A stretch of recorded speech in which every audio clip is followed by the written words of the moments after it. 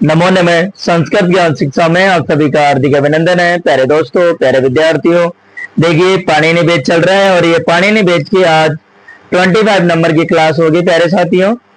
और इसमें हम समास पढ़ रहे हैं। कल हमने तत्पुरुष समास कंप्लीट किया था, उसके बाद हम स्टार्ट करने वाले हैं। क्या स्टार्ट करने वाले हैं?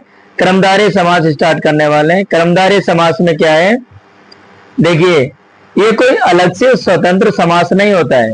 यानी तत्पुरुष का वेद कर्मधारय, कर्मधारय का वेद दिगु, इस तरीके से है। तो प्यारे साथियों करते हैं स्टार्ट। कर्मधारय समास पढ़ते हैं। इसमें पहले क्या होगा प्यारे साथियों, देखिए विशेषणम विशेषेण बहुलम, विशेषणम विशेषेण बहुलम, अर्थात जहां विशेष्य से विशेषण की बहुलता बहुलता का होता है अधिकता होती है, वहां कर्मधारय समास होता है। अर्थात उसे हम कर्मधारय समास कहते हैं।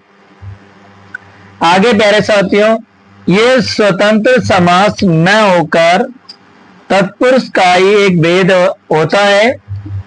इसे हम समानाधिकरण तत्पुरुष समास के नाम से जाना जाता है। देखिए पहले हमने पढ़ा था प्यारे साथियों वैधिकरण तत्पुरुष समास मैंने पढ़ाते समय बताया था ना कि समास के दो भेद होते हैं, समानाधिकरण और वैधिकरण। तो वैधिकरण में तो हमने पढ़ा था कि अलग अलग विभक्तियां पढ़ी थी।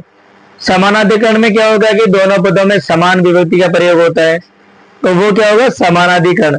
तो जो ये कर्मधारय समास आता है ये समानाधिकरण तत्पुरुष समास में आता है। प्यारे साथी, यदि आप मेरा वीडियो देख रहे हैं तो पहले आप होम पेज पे जाना और वहां से चैनल को लाइक शेयर और सब्सक्राइब करना ना भूले, ठीक है। चलिए यह होगा प्यारे साथियों, यदि विशेष्य पुल्लिंग और स्त्रीलिंग का हो तो, यानी यदि विशेष्य पुल्लिंग या स्त्रीलिंग का हो तो असौ का प्रयोग, और नपुंसक लिंग का हो तो तद का प्रयोग होगा। प्यारे साथियों ये बताया गया है कि यदि विशेष्य जो पुल्लिंग और स्त्रीलिंग का हो तो विग्रह करते समय चाहे असौ का प्रयोग किया जाएगा, असौ का, और यदि नपुंसक लिंग में हो तो वहां तद का प्रयोग किया जाता है। देखिए कृष्ण च असौ, कृष्ण च असौ सर्प है। तो यहां प्यारे साथियों क्या है, पुल्लिंग का है तो क्या होगा, विभक्ति हटा देंगे इसमें जो ये है, और क्या बनेगा, कृष्ण सर्प है। आगे दे रखा है रक्तम उत्पलम तद, यानी रक्तम उत्पलम, यानी ये दोनों नपुंसक लिंग में है। तो आपको प्यारे साथियों क्या करना है, इसको उठा दो और ये देखिए ये ऊ को क्या हो जाएगा, ओ हो जाएगा। जब सामासिक पद हम करेंगे तो क्या बनेगा, रक्तोत्पलम, रक्तोत्पलम। इस तरीके से सामासिक पद होगा इसका। प्रधान च असो आचार्य, प्रधान च असो आचार्य पुल्लिंग वाला। तो प्यारे साथियों क्या हो जाएगा, इसको उठाएंगे हम सामासिक पद करते समय, और यहां मैंने इसको उठाया था, और या सामासिक पद करते समय तो क्या बनेगा, देखिए इस आ को उसमें मिला देंगे तो क्या बनेगा, प्रधानाचार्य। आपको प्यारे साथियों कर्मधारय समास में ये है समास, ये कर्मधारय समास में हमने पहले पढ़ा कि विशेषण और विशेष्य। एक बात मैंने जब विशेषण और विशेष जब रीड की मैंने क्लासें ली थी उस समय मैंने आपको बताया था कि जो विशेषण और विशेष्य, यानी विशेष्य के अनुसार जैसा जैसा विशेष्य होगा उसके अनुसार ही उसका विशेषण होगा, और उनमें जो विभक्ति का प्रयोग है वो भी क्या होता है, समान रूप से होता है। चलिए आप एक बार पहले इसका स्क्रीनशॉट ले लीजिए एक बार, उससे कि आगे और कंप्लीट करते हैं। आज कर्मधारय समास हम कंप्लीट करेंगे।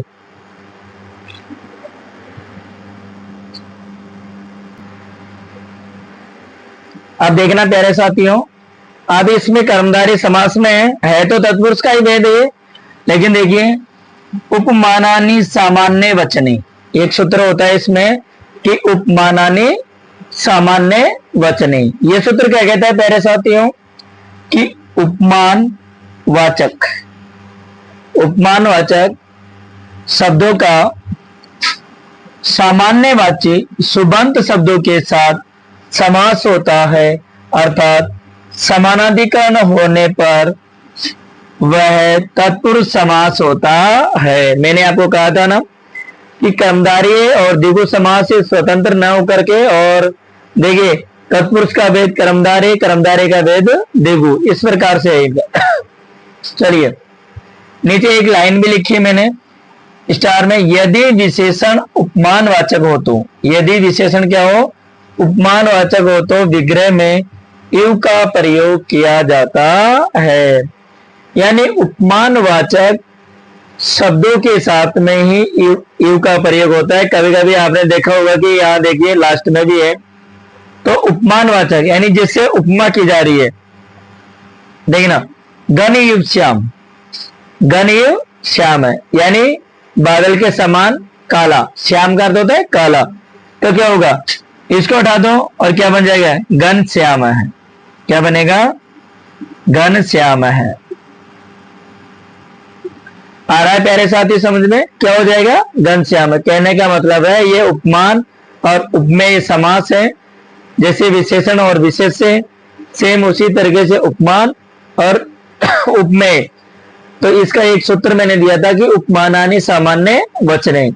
नीचे लिखा हुआ है दुग्धम इव धवलम, यानी दूध के समान, धवलम सफेद व्हाइट, तो क्या हो जाएगा, यदि हम विग्रह कर, अब आपको ध्यान में रखना जब समासिक पद होता है, जो समस्त पद हम बनाते हैं, तो जैसे लास्ट में विभक्ति होती है सेम वही विभक्ति का प्रयोग किया जाता है।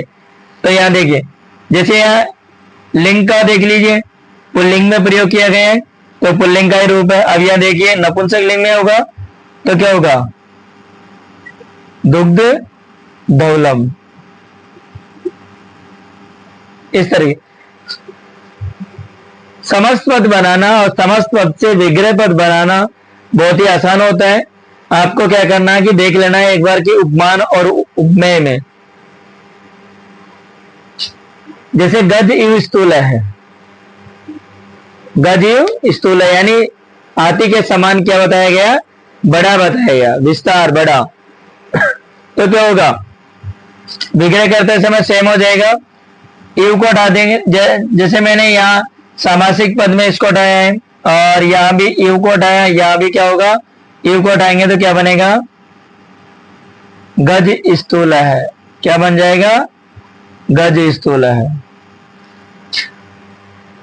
कर्पूर इव गौर है, कर्पूर का मतलब होता है कपूर, जैसे कपूर व्हाइट होती है, जैसे कपूर सफेद होती है, सेम उसी प्रकार क्या होता है, इसमें बताया गया कि कपूर के समान गोरा बताया गया किसी व्यक्ति को। हम कहते हैं ना अरे वाह बिल्कुल एकदम व्हाइट है, दूध जैसा है, इसका रंग तो बिल्कुल दूध जैसा है।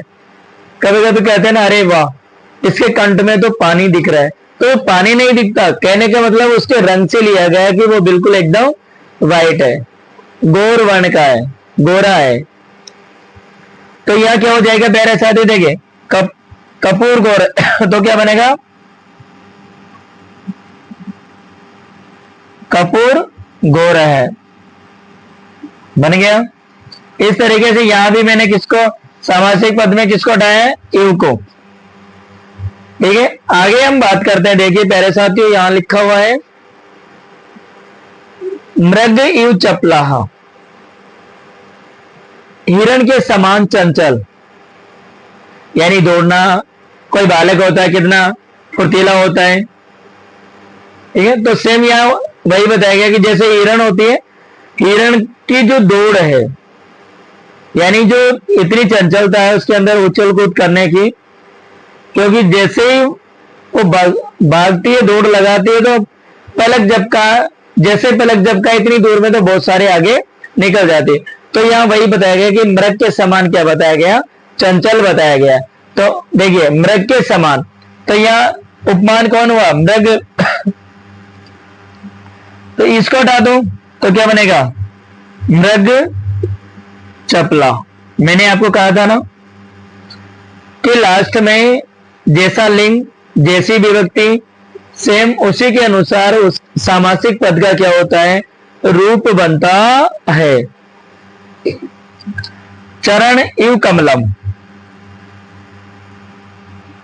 चरण इव कमलम, यानी यहां क्या बताया गया है, कमल, चरण इव कमलम बताया गया है, तो क्या हो जाएगा इसमें, देखिए जो इंसान के क्या नाम है, जो चरण है वो किसके समान बताए गए, कमल के समान बताए गए। तो यहाँ प्यारे साथी क्या हो जाएगा, चरण कमलम, क्या बन जाएगा, चरण कमलम। आगे देखा, देखिए पुरुष सिंह यु, कभी कभी मैंने आपको कहा था कि इसमें एक आसान ट्रिक होती है कि उपमान के पीछे क्या होता है, यु का प्रयोग किया जाता है। अब यह देखिए उपमान कौन सा है, ये वाला है, क्योंकि पुरुष, पुरुष के समान शेर थोड़ी होता है, यानी शेर के समान पुरुष को बताया गया है। तो यह उपमान कौन हुआ, सिंह यानी शेर हुआ। तो यह मैंने यह किसको हटा दिया है, यू को हटाया, और यहां भी यू को हटाएंगे, क्या बन जाएगा, पुरुष सिंह है, पुरुष सिंह है,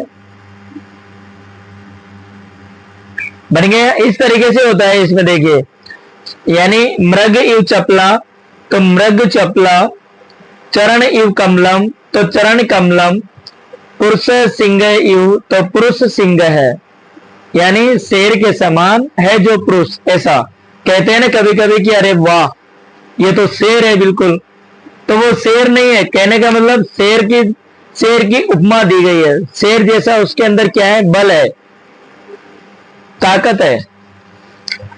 यह देखा है कि पुरुष व्याघ्र इव, तो देखिए व्याघ्र जो बाघ है, बाघ को किसके समान बताया गया, पुरुष के समान बताया गया, यानी व्याघ्र के समान किसको बताया, सॉरी व्याघ्र के समान किसको बताया गया, पुरुष को बताया। यानी जो बाघ होता है, जो बाघों की नगरी कौन सी है, ये जीके का क्वेश्चन होता है कि बाघों की नगरी सवाई माधोपुर, रणथंभौर। तो यह देखिए पुरुष है व्याघ्र इव, यानी बाघ के समान किसको बताया गया, पुरुष को बताया गया। तो यह इव को हटा देंगे हम, और क्या हो जाएगा, पुरुष व्याघ्र।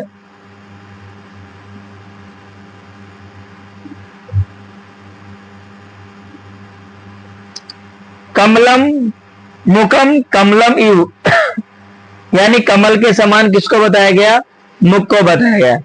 जैसे चंद्रमुखी होता है, चंद्रमा के समान मुख बताया जाता है, या मुख के समान चंद्रमा थोड़ी होता, नहीं, चंद्रमा के समान किसको बताया गया, मुख को। तो यहां भी वही हुआ कि मुखम कमलम यू, यानी कमल के समान है मुख जिसका, ऐसा कहते हैं। तो यह क्या हो जाएगा प्यारे साथी, ये यू है, यू को हटाएंगे सामासिक पद करते समय, और क्या बनेगा, मुख कमलम। इस प्रकार आज हमने ये कर्मधारय समास कंप्लीट किया है, कि जो कर्मधारय समास है मैंने आपको पहले भी बताया, अभी भी मैं आपको दोहरान कर रहा हूं कि कर्मधारय समास एक स्वतंत्र समास नहीं है। स्वतंत्र समास न होकर ये तत्पुरुष का ही एक भेद होता है। और अगली जो क्लास में हम पढ़ने वाले हैं प्यारे साथियों, द्विगु समास पढ़ेंगे, जो बहुत ही शानदार ट्रिक के साथ। और यदि आपने क्लास मेरी अच्छी तरीके से देख ली तो द्विगु समास कभी नहीं भूलेंगे। ठीक है प्यारे साथियों, मिलते हैं अगली क्लास में, अगले वीडियो में। तब तक के लिए जयतु भारतम, जयतु संस्कृतम।